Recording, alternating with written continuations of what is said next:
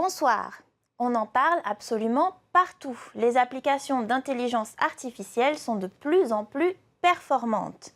Certaines fascinent, mais aussi inquiètent le monde de l'image. Il suffit en effet de quelques mots-clés pour créer ce type de visuel.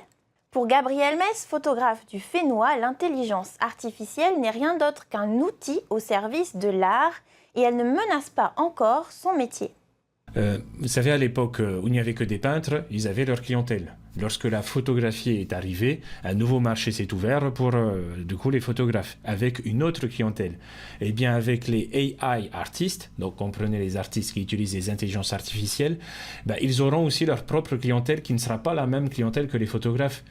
Les intelligences artificielles ont la capacité de générer des œuvres, mais ces œuvres ne sont pas réelles. En fait, les intelligences artificielles génèrent des approximations de la réalité, mais ce n'est pas la réalité. Et donc, c'est pour cette raison qu'on aura toujours besoin des photographes.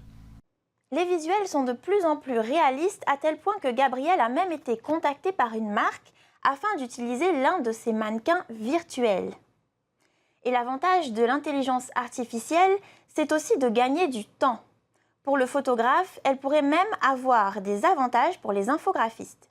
Si un infographiste souhaite travailler sur un projet avec un client, il pourrait très bien se servir de l'intelligence artificielle pour générer tout un tas de visuels, présenter ça au client. Le client il dit tiens, c'est ça qui m'intéresse dans le lot. Et donc l'infographiste saura exactement quel chemin emprunter pour pouvoir satisfaire le client. Ça peut même servir dans le domaine du cinéma. Lorsqu'il faut créer des personnages fictifs, on peut générer plein de personnages fictifs et se mettre d'accord à quoi ressemblera le personnage principal d'un film, par exemple. Mais une application comme Midjourney pose par exemple des questions de droit d'auteur puisque la centaine de milliers de photos utilisées ne sont parfois pas du tout libres de droit. Une proposition de loi est en ce moment à l'étude du côté du Parlement européen. Plus d'informations à suivre sur notre site internet www.tntv.pf.